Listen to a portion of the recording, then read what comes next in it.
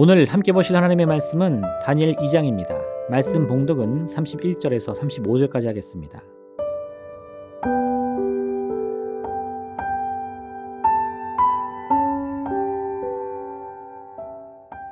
왕이여, 왕이 한 큰 신상을 보셨나이다. 그 신상이 왕의 앞에 섰는데 크고 광채가 매우 찬란하며 그 모양이 심히 두려우니 그 우상의 머리는 순금이요 가슴과 두 팔은 은이요 배와 널쩍다리는 노시요 그 종아리는 쇠요 그 발은 얼마는 쇠요 얼마는 진흙이었나이다. 또 왕이 보신즉 손대지 아니한 돌이 나와서 신상의 쇠와 진흙의 발을 쳐서 부서뜨리매 그때에 쇠와 진흙과 놋과 은과 금이 다 부서져 여름 타작마당에 겨같이 되어 바람에 불려간 곳이 없었고 우상을 친 돌은 태산을 이루어 온 세계에 가득하였나이다. 아멘.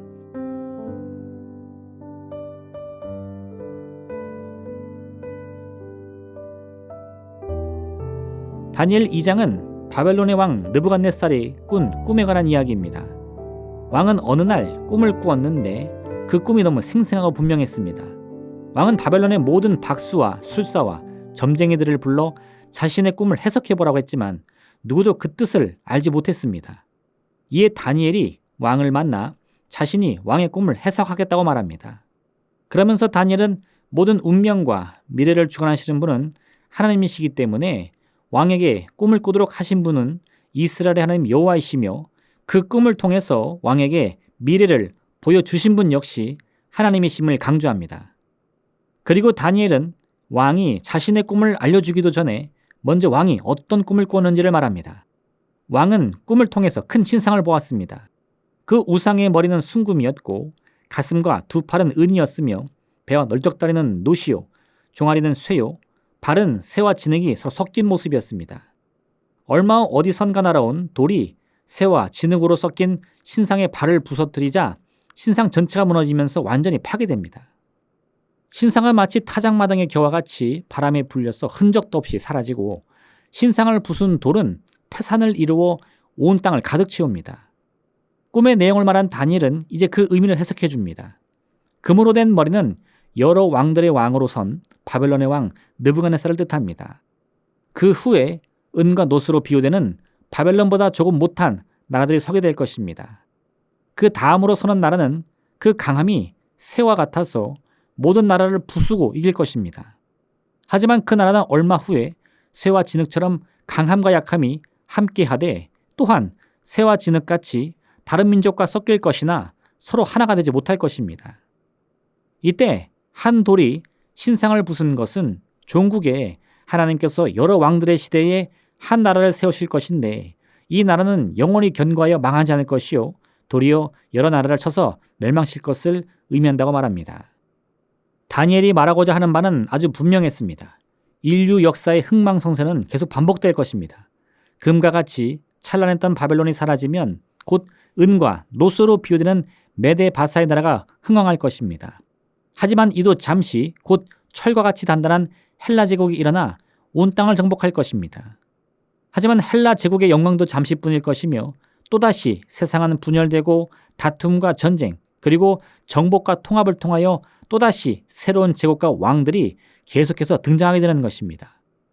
이런 복잡한 역사의 흐름 속에서도 변하지 않는 한 가지가 있으니 바로 모든 인류의 운명을 주관하시는 하나님의 주권입니다. 사람들은 세상의 흥망성쇠를 보며 그 중심에 섰던 나라와 왕들의 이름을 기억할 것입니다. 그들의 업적을 기르며 또한 그들의 실패와 나라들의 멸망을 안타까워할 것입니다. 그러나 이런 모든 과정은 결국 하나님의 뜻과 섭리 안에서 이루어지는 것입니다. 우리가 뜨인 돌이라고 부르는 것처럼 누구의 손을 거치지도 않고 어디선가 날라와서 신상을 부순 이 돌은 인류의 모든 지혜와 지식을 넘어서는 하나님의 섭리를 뜻하고 있습니다. 이 돌이 신상을 부순 것처럼 하나님께서 우리 인류의 역사에 개입하시는 순간 모든 환경과 운명은 결국 하나님의 뜻 앞에 무릎을 꿇게 되는 것입니다. 오늘 다니엘 2장의 말씀은 우리 인생이 어디로 와서 어디로 흘러가고 있는지를 그 시작과 끝을 너무도 분명하게 보여줍니다. 지금 우리의 마음과 생각은 금과 은과 놋과 철로 된 화려한 신상을 주목하고 있습니다. 그래서 우리 운명이 때로는 금과 같이 빛나고 때로는 쇠와 같이 강할 것이요 때로는 쇠와 진흙이 섞인 것처럼 기쁨과 슬픔, 소망과 절망이 서로 뒤섞여서 요동칠 것이라고 생각합니다. 물론 틀린 말이 아닙니다. 누구의 인생이든 그 안에는 인류 문명의 흥망성쇠와 같이 기쁨과 낮음, 어둠과 빛이 늘 혼재하여 반복적으로 나타날 것이기 때문입니다. 그러나 이러한 눈에 보이는 인생의 흐름 이면에는 이 모든 것을 주관하고 있는 하나님의 영의 세계가 분명히 존재하고 있음을 잊어서는 안 됩니다. 손대지 않은 돌이 신상을 부수어 흔적도 없이 사라지게 하듯이 하나님께서 주관하시는 영의 세계는 곧 우리 눈으로 보고 귀로 듣고 있는 이 물질 세계의 흐름을 보이지 않는 곳에서 주관하고 있는 것입니다. 따라서 우리는 보이는 환경을 통해 우리 미래의 운명을 바라볼 것이 아니라 보이지 않는 영의 세계를 믿음으로 바라보며 영의 세계를 통해 우리를 다스리시는 하나님의 섭리를 통하여 우리의 내일을 바라봐야 하는 것입니다. 야곱은 자신의 인생을 행복하게 만들기 위해서 반드시 장자의 명분이 필요하다 생각했습니다. 그래서 그는 형 에서와 아버지 이삭을 속이고 장자가 받을 수 있는 권리와 축복을 다 가로챕니다. 하지만 이런 권모술수에도 불구하고 야곱은 오히려 형 에서의 분노 때문에 도망치듯 집을 떠나야 했습니다. 어머니의 충고에 따라서 외삼촌 라반의 집을 향해 가는데 하루는 날이 저물어 허허벌판에 누워 잠을 청합니다. 이때 야곱의 심정은 돌 베개로 대변되는데 아무 의지할 것도 없이 돌멩이를 베개 삼을 수밖에 없는 그의 운명은 너무나 초라해 볼 뿐이었습니다. 그러나 곧 야곱은 자신이 누운 광야에서 하늘의 문이 열리고 사다리를 통해 하나님의 천사들이 오르락내리락 하는 모습을 보게 됩니다. 그리고 바로 그 순간 하나님께서는 야곱을 향해 그가 어디를 가든 함께할 것이요 하나님께서 주신 약속의 말씀을 다 이루기까지 절대 그를 떠나지 않을 것이라고 말씀해 주십니다. 아침에 눈을 뜬 야곱은 돌 베개를 베고 잠을 청해야 했던 이 광야가 실은 하나님께서 자신을 만나주시는 진정한 하나님의 집임을 깨닫게 됩니다. 하나님과 함께하는 인생은 광야와 같은 환경에서도 하나님의 은혜와 축복이 넘치는 하나님의 집으로 바꿀 수 있는 것입니다. 이를 깨달은 야곱은 외삼촌 라반의 집에서 그 계략 때문에 20년 동안 아무런 품삯도 받지 못하고 고된 노동에 시달려야 했지만 결국 하나님의 축복 속에서 큰 부자가 되어 금이항양하게 된 것입니다. 눈앞에 보이는 환경만을 집중하는 사람은 결국 그 환경이 만들어가는 미래에 자신의 운명을 맡길 수밖에 없습니다. 그러나 영의 세계는 비록 보이지 않지만 분명 존재하며 그 영의 세계야말로 자신의 운명을 주관하는 하나님의 섭리인 것을 인정하는 사람은 결국 하나님께서 예비해 놓으신 그 새로운 운명을 누리게 되는 것입니다. 오늘 하루의 삶 속에서 은밀한 가운데 나와 함께 하시며 내 운명을 선하신 뜻을 통해 이루어 가시는 하나님의 손길을 믿음으로 고백하는 여러분 모두가 되시길 바랍니다. 기도하겠습니다.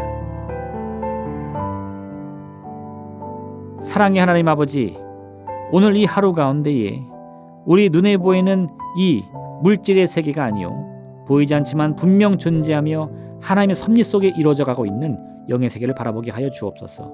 그 영의 세계를 통해서 우리 육신의 세계를, 물질의 세계를 반드시 바꿀 수 있습니다. 우리의 운명을 변화시킬 수 있습니다.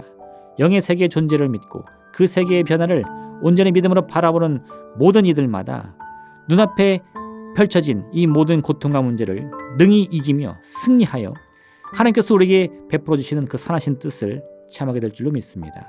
그 어떤 축복을 우리 모두에게 허락하여 주옵소서. 예수님의 이름으로 기도합니다.